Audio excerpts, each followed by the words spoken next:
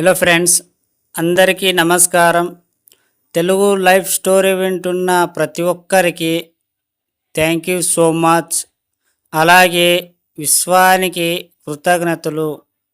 కాస్త మీ సమయం ఇచ్చి ఈ స్టోరీ వింటున్న ప్రతి ఒక్కరికి మనస్ఫూర్తిగా నా ఛానల్ తరపున విశ్వానికి కృతజ్ఞతలు, అలాగే మా ఆడియన్స్కి కృతజ్ఞతలు.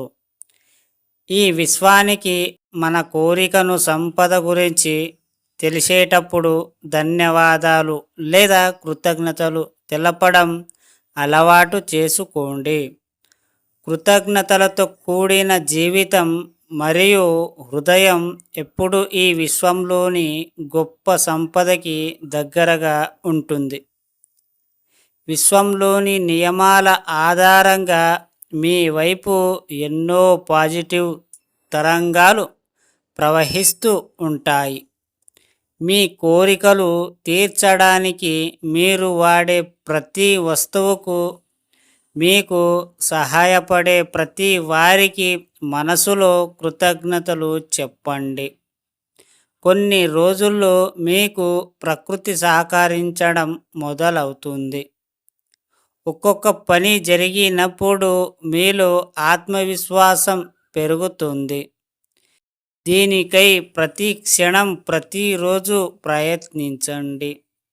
మీకు ఎప్పుడైతే మీ మీద మీకు నమ్మకం వస్తుందో, ఎప్పుడైతే మీ అనుకున్న పనులు జరగడం మొదలు పెడుతుందో అప్పుడు మీకు నమ్మకం పూర్తిగా కలిగి వస్తుంది. ఎప్పుడు కూడా మనము ఎంత ఓపికత ఉంటే అంత మంచి జరుగుతుంది. ఎందుకంటే ఓపిక అనేది కొంచెం ఇవ్వాలి. అనుకున్న వెంటనే కాకపోవచ్చేమో, కానీ కొంచెం సమయం అటు ఇటు అయినా మీ సమస్య మీరు కోరుకున్న అన్నీ జరుగుతుంది. అవన్నీ జరగాలంటే ఫస్ట్ మీ మీద మీకు నమ్మకం పెట్టుకోవాలి.